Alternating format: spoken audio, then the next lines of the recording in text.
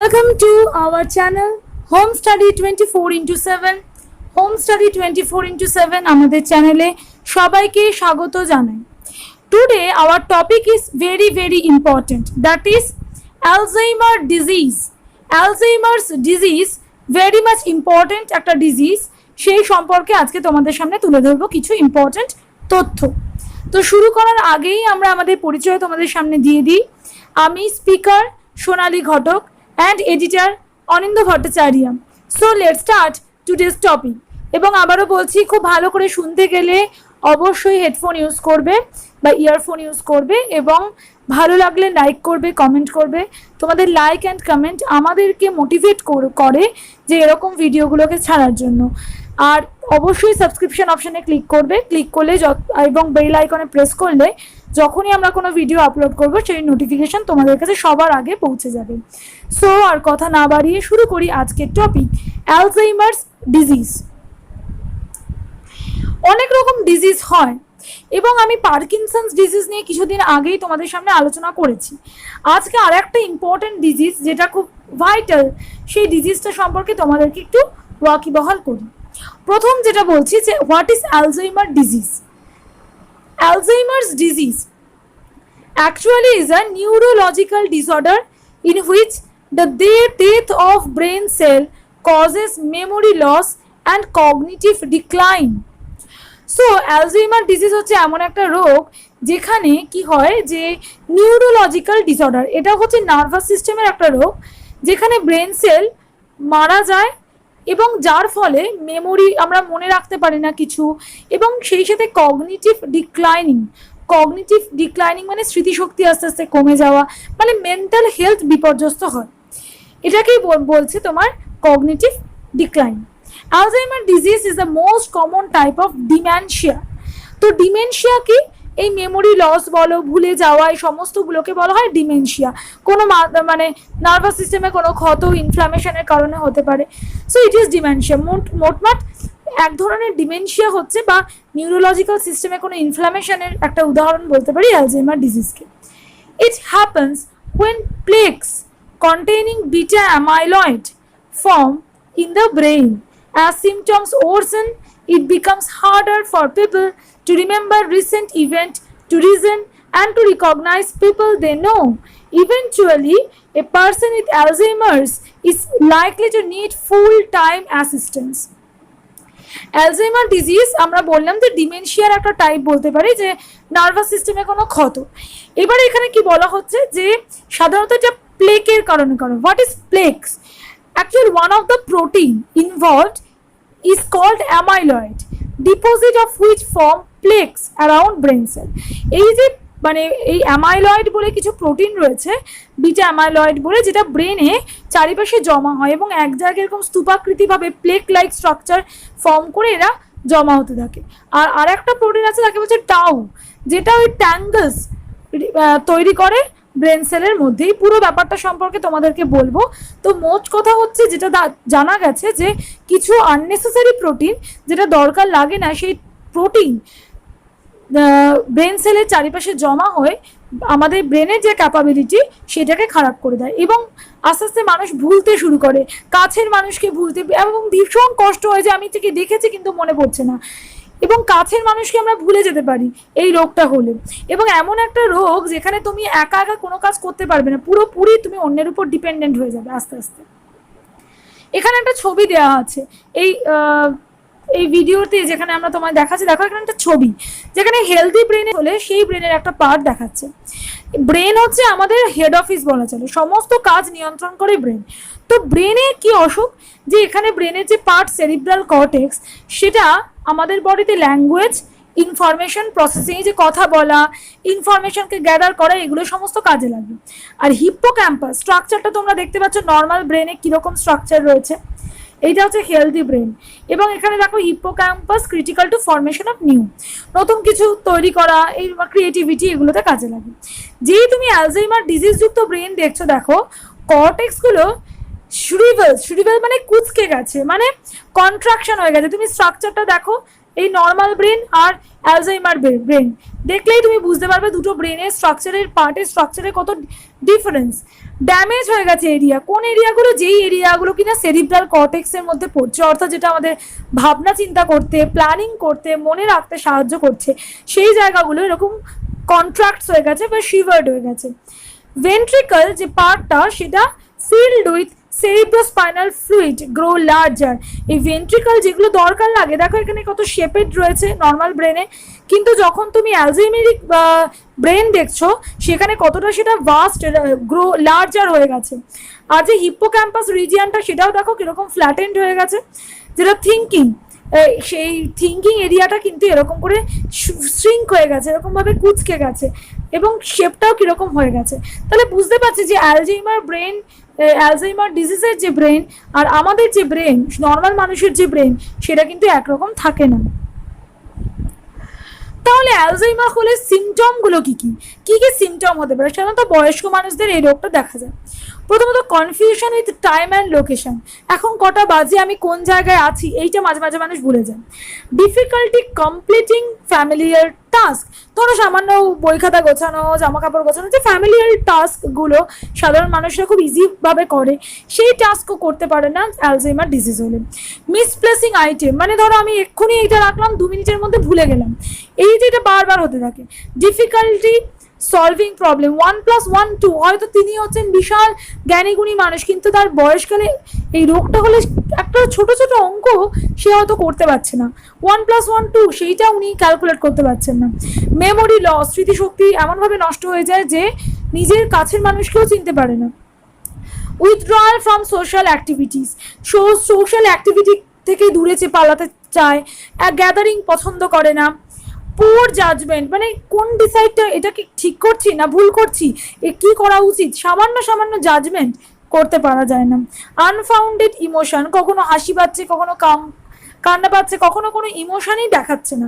Unfounded emotion, ধরো তোমাকে রাগ করে কিছু বললাম, তোমার দুঃখ হলো না, বা হাসির কথা বললাম, কোনো no emotion. Difficulty with words, কথা বলতে, ল্যাঙ্গুয়েজ, আমরা দেখলাম সেরিব্রাল কর্টেক্স কিন্তু ল্যাঙ্গুয়েজ মেক করে, সো ল্যাঙ্গুয়েজ ফরমেশনে ট্রাবল হয়। Trouble with image and spaces, ছবি দেখে বোঝা যাচ্ছে না এটা কিসের ছবি, মানে বুঝতে পারছো কতটা ডিফিকাল্ট, যে মানুষ এই রোগটার মধ্যে দিয়ে যায় তার কতটা ডিফিকাল্ট হয়, যে মানে সে জানা জিনিস সে মনে করতে পারছে না, সে নিজের কাছের মানুষকে কখনো চিনতে পারছে, কখনো চিনতে পারছে না, একটা অদ্ভুত সিচুয়েশন ক্রিয়েট হয়। এবার কোন কোন ফ্যাক্টরগুলোর জন্য এই রোগটা সাধারণত হয়ে থাকে? প্রথম ফ্যাক্টর হচ্ছে 65 এজ, তার থেকে যদি বেশি, মানে এটা সাধারণত বয়স্ক মানুষদের রোগ হয়, কারণ আমরা জানি বয়স বাড়ার সাথে সাথে আমাদের কোষ বলে সমস্ত কিছু কমজোর হয়ে পড়ে। সো এই রোগটারও প্রথম কাজ হচ্ছে বিং ওল্ডার দ্যান 65, 65 বছরের থেকে যদি বয়স বেড়ে যায় তখন কিন্তু বৃদ্ধ মানুষদের ক্ষেত্রে এই রোগটা দেখা যায়, এবং তখন কিন্তু আমাদের যারা ইয়ং জেনারেশন তাদের সাহচর্য, ওষুধ খাওয়ানো, তাকে ডক্টর দেখানো, এগুলো কিন্তু দরকার। Next, A familial history of the disease, যদি এরকম হয় তার ফ্যামিলি থেকে কারোর এই ডিজিজটা হয়ে গেছে বা খুব ক্লোজলি এটা হয়ে চলেছে, জেনেটিক কারণেও এই রোগটা হতে পারে, সেটাই বলা আছে এখানে। Next, inheriting gene for the disease from your প্যারেন্টসের যদি থাকে সেক্ষেত্রে মা বাবার থেকে রোগটা কিন্তু পরের জেনারেশনে আসতে পারে। এক্সিস্টিং মিল্ড কগনিটিভ ইম্পেয়ারমেন্ট, আমি বললাম কগনিটিভ ইম্পেয়ারমেন্ট মানে হচ্ছে কোনো কিছু মনে রাখতে না পারা, কোনো কিছু চিনতে না পারা, এই যে একটা কগনিটিভ ইম্পেয়ারমেন্ট, কিছুতেই আমি কোনো একটা সলিউশনে আসতে পারছি না, এই জিনিসটাকে বলছে কগনিটিভ ইম্পেয়ারমেন্টস। ছোট ধরো একটা ব্রেনে আঘাতের জন্য একটা কগনিটিভ ইম্পেয়ারমেন্ট তৈরি হলো, সেটাই আস্তে আস্তে আস্তে অ্যালজাইমার নিয়ে পরিণত করলো। ডাউন সিনড্রোম, আমরা ডাউন সিনড্রোম নিয়ে অলওয়েজ পড়ে ফেলেছি অলরেডি, তো ডাউন সিনড্রোম হলেও পরবর্তীকালে অ্যালজাইমার ডিজিজ দেখা যায়। আনহেলদি লাইফস্টাইল যদি ঠিকমতো না পালন করা হয়, জাঙ্ক ফুড খাওয়া হয়, বিভিন্ন মানে এমন যদি কিছু খাওয়া হয়, এমন কিছু কেমিক্যাল আমাদের বডিতে ঢোকে যেটা আমাদের নিউরোনাল সিস্টেম, যেটা নার্ভাস সিস্টেমে ক্ষতি সৃষ্টি করছে, সেটাও কিন্তু অ্যালজাইমার করে আনতে পারে। প্রিভিয়াস হেড ট্রমা, এমন কিছু দেখে আমি আগে খুব ভয় পেয়ে গেছিলাম, সেটাই অল্পভাবে ক্ষত সৃষ্টি করেছে আমাদের ব্রেনে, এবং আলটিমেট এটা অ্যালজাইমার ডিজিজ তৈরি করেছে। Being shut of from a community or having poor engagement with other, আস্তে আস্তে কারোর সাথে মিশতে পারছে না, অনেক সময় ধরে মেশা বন্ধ হয়ে গেছে, একটা আইসোলেটেড জীবনযাপন করছে, সেক্ষেত্রেও কিন্তু পরবর্তীকালে অ্যালজাইমার ডিজিজ দেখতে পাওয়া যায়। সো আমরা দেখি যে কিভাবে এই রোগগুলো আমরা আর্লি স্টেজে কীরকম, যদি আর্লি স্টেজে হয়, মিডল স্টেজে কীরকম এবং লেট স্টেজে কী করে। আর্লি স্টেজ যেটা 2 থেকে 4 বছর পর্যন্ত থাকে, যদি তুমি সেইগুলো ভালো করে দেখো, first has problem coming up with the right word of name. প্রথম যে শুরু হয় যে নামের অক্ষর আমি শব্দ ঠিক করে মনে রাখতে পারছি না। Kant remember names when introduced to new people, নতুন পিপলকে দেখানো হলো যে এর নামে সেই নামগুলো মনে রাখতে পারছে না। Has problem performing task in work of social setting, সামান্য কাজে ডিফিকাল্টি আসছে। Forgets material they have just read, এইমাত্র পড়লাম এইমাত্র ভুলে গেলাম। Loses of misplace valuable object, ধরো আমি ওয়ালেটটা কোথায় রাখলাম, 2 মিনিট আগে রেখেছি, ভুলে গেলাম। Has increasing trouble with planning আর অর্গানাইজেশন, আমি এটা করবো না ওটা করবো, কোনো ডিসিশন আমি মেক করতে পারছি না। Requires more mental energy to process ইনফরমেশনগুলোকে গ্যাদার করতে আরও মানে প্রসেসিংয়ের দরকার, মেন্টাল এনার্জির দরকার। Prefers familiar people places and object, মানে আমি বাড়ির লোকের ছাড়া আমি বাইরের লোককে কাছে কমফোর্টেবল ফিল করছি না। এইটা 2 থেকে 4 বছর পর্যন্ত থাকে আর্লি স্টেজ। এরপর যেটা মিডল স্টেজ, যদি মিডল স্টেজে এই অ্যালজাইমার পৌঁছে যায়, সেটা 2 থেকে 10 বছর পর্যন্ত থাকতে পারে। Event or their own personal history, নিজের নাম, নিজের পরিচয়, নিজের বাবা মা, নিজের পরিচয়, আত্মীয়র কথা কিন্তু আমরা আস্তে আস্তে ভুলে যেতে শুরু করি। Is unable to recall their own address or phone number, নিজের অ্যাড্রেস, নিজের ফোন নাম্বার ভুলে যেতে শুরু করে দেয়। Is confused about where they are or what day it is, মনে করেন কোথায় আছি আমি মাঝে মাঝে ভুলে যায়, বা এখন কটা বাজে সেটাও মাঝে মাঝে ভুলে যাচ্ছে। Needs help choosing proper clothing, আমি কোন জামাটা পরবো সেটাও আমাকে চুজ করতে হবে, আমি ওই ডিসিশনটুকু নিতে পারছি না যে আমি কোন জামাটা আজকে পরবো। Has trouble controlling bladder and bowels, অনেক সময় কি হয়েছে ইউরিনেশনে কন্ট্রোলেশন হারিয়ে যায়। Develops changes in sleep patterns and appetite, খিদে পাওয়া, ঘুম পাওয়া, এগুলোতে অস্বাভাবিকতা দেখা যায়। ওয়ান্ডার্স অর বিকাম লস, মানে চারিপাশে ঘুরে বেড়াচ্ছে, মানে আনএবল এইভাবে মুভ করছে, চারিপাশে ঘুরে বেড়াচ্ছে, কখনো হারিয়ে যায়, মানে রাস্তা চিনতে পারে না, পরে হয়তো ফিরতে পারে না নিজের বাড়িতে। Exhibit personality or behaviour change including suspiciousness and delusion or compulsive repetitive behaviour like hand wringing or tissue shredding, কখনো হাত এরকমভাবে ঘষেই যাচ্ছে, কখনো বা একই বিহেভিয়ার, একই জিনিস বারবার করে যাচ্ছে, কখনো বা সন্দেহ মনোভাব পোষণ করছে।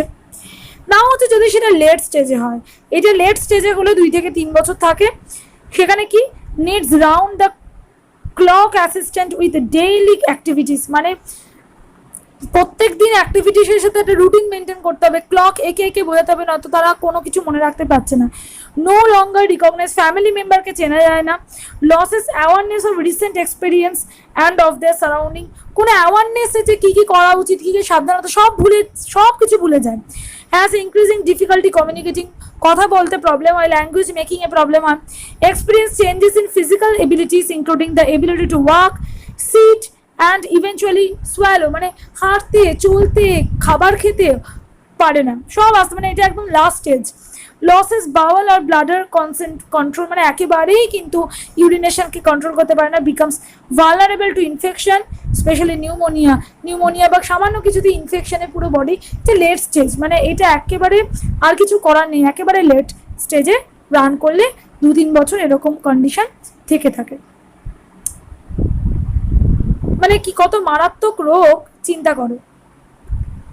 নেক্সট আসছি একটা পরীক্ষা নিরীক্ষা, যেটাকে আমরা বলতে পারি যে কগনিটিভ অ্যাসেসমেন্ট। এই কগনিটিভ অ্যাসেসমেন্টটা কি? What does the Montreal cognitive assessment evaluate?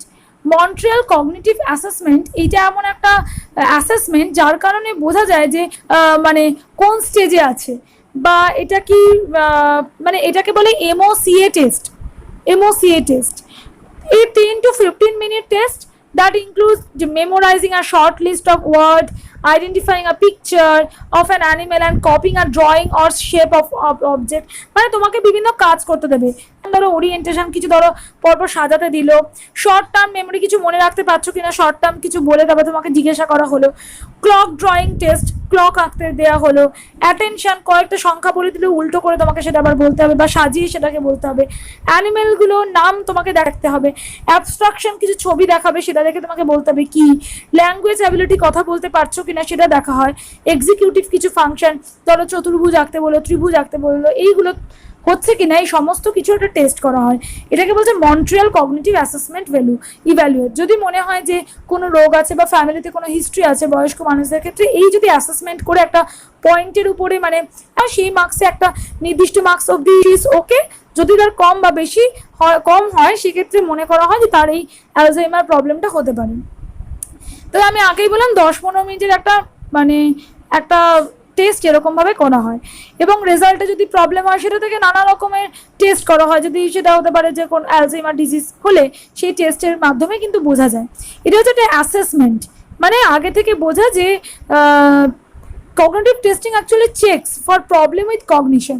Cognition actually is a combination of process in your brain that's involved in almost every aspect of your life. It includes thinking, memory, language, judgment, and the ability to learn new things. A problem with cognition is called cognitive impairment. The condition ranges from mild to severe. এই cognitive জিনিসটাকে মানে cognitive case হয়েছে কিনা বা এরকম problem দেখা impairment দেখা গেছে কিনা তার জন্য এরকম বিভিন্ন অ্যাসেসমেন্ট করে একটা রেজাল্ট ড্র করা হয়। যে যদি রেজাল্টটা নেগেটিভ আসে তখন বোঝা যায় যে এটা মিল্ড কগনিটিভ ইম্পেয়ারমেন্ট দেখা যাচ্ছে, অর্থাৎ সাবধানতা অবলম্বন করতে হবে। তো এটা পুরোপুরি এই অ্যাসেসমেন্টটা করে বোঝা যায় যে এরকম অ্যালজাইমার হতে পারে বা কি না পারে। এবার আমরা আসছি যে diagnosis. Diagnosis, there is no single test for Alzheimer's disease. So doctors will look at the sign and symptom, take a medical history and rule out other condition before making a diagnosis. They may also check the person's neurological function, for example by testing their balance, sense and reflexes. Other assessment may include a blood or urine test or a CT or MRI scan of the brain and screening for depression. So diagnosis যেটা করা হয় সেক্ষেত্রে কিন্তু সেরকম কোনো আলাদা test নেই, সিমটমের উপর ডিপেন্ড করছে। সিমটম বা হিস্ট্রি যদি থাকে সেক্ষেত্রে বা সিটি স্ক্যান বা এমআরআই স্ক্যান করে দেখা হয় ব্রেনে কোনো রকম কোনো প্রবলেম আছে কিনা, কোনো ইনফ্ল্যামেশন তৈরি হয়েছে কিনা। জেনেটিক টেস্টিং যদি আমরা বলি সেক্ষেত্রে আমরা বলতে পারো ইন সাম কেসে genetic testing may be appropriate. A gene known as APOE4, APOE4 এর ফুল ফর্ম হচ্ছে অ্যাপোলিপোপ্রোটিন E4। এই অ্যাপোলিপোপ্রোটিন E4 এই অ্যালজাইমার ডিজিজের ক্ষেত্রে এইটার হায়ার চান্স থাকে over the age of 55 years developing Alzheimer. Alzheimer হলে এর একটা ইনক্রিজিং মানে এর একটা স্ট্রাকচার দেখে অ্যালজাইমার হয়েছে কিনা সেটা বোঝা যায়। সো এরকম জেনেটিক টেস্ট করা যেতে পারে। Using this test early could indicate the likelihood someone having developing the disease. However, the test is controversial and the results are not entirely reliable. In the future, emerging a biological test make it possible to assess for biomarkers in people who may be at risk of Alzheimer's. দেখো এরকম test এই Alzheimer রোগটা নিয়েও research চলছে, আশা করা যায় কোনো biomarker নিশ্চয়ই এরকম পাওয়া যাবে। আগে যেটা করা হতো এই জিন এপিও মানে অ্যাপোলিপোপ্রোটিন ই কে নিয়ে কাজ করা হতো, তো তাও এখনো রিসার্চ চলছে এই ব্যাপারে। ট্রিটমেন্ট যদি আমরা বলি যে সেরকমভাবে there is no known cure of Alzheimer. The death of the brain cell cannot be reversed. However, there are therapeutic intervention that can make it easier for people to live with disease.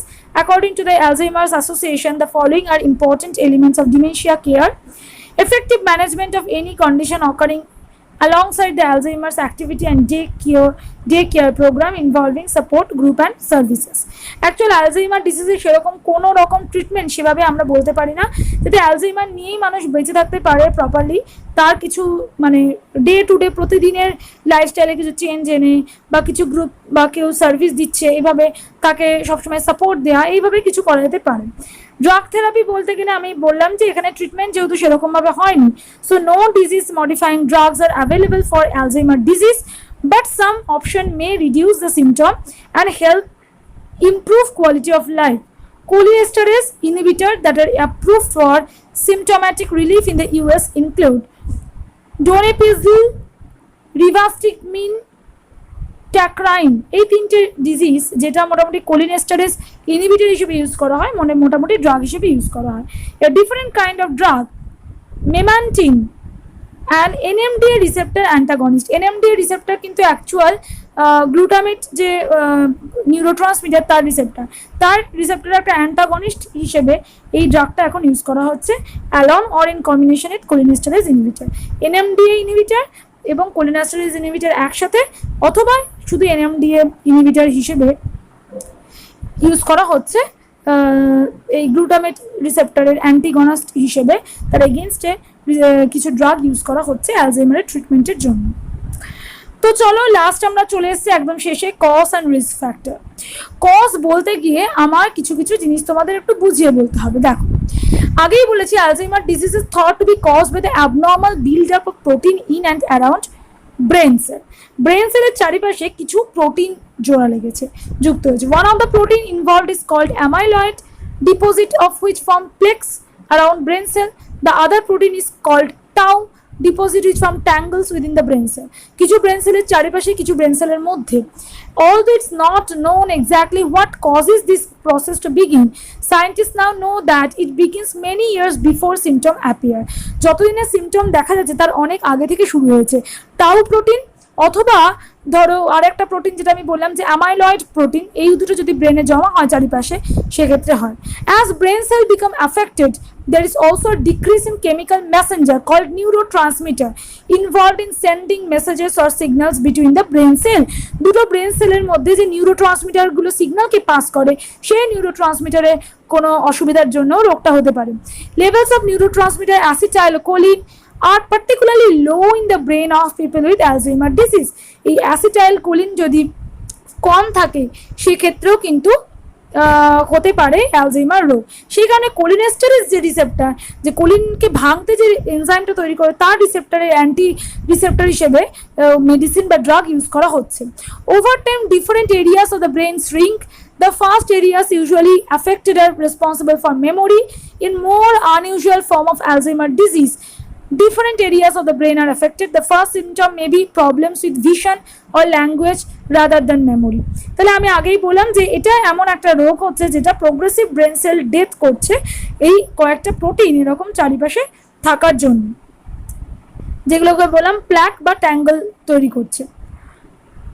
তো এক্ষেত্রে আমরা কি করে risk factor এবং আমি কি করে মানে এখানে এখানে যেমন লেখা আছে বলে দিচ্ছি যে অটোপসিস have shown that the nerve tissue in the brain of a person with Alzheimer's has tiny deposits known as plaque and tangle. আমি আগেই তোমাদের বললাম, the plaques are found between the dying brain cell and they are made from a protein known as beta amyloid.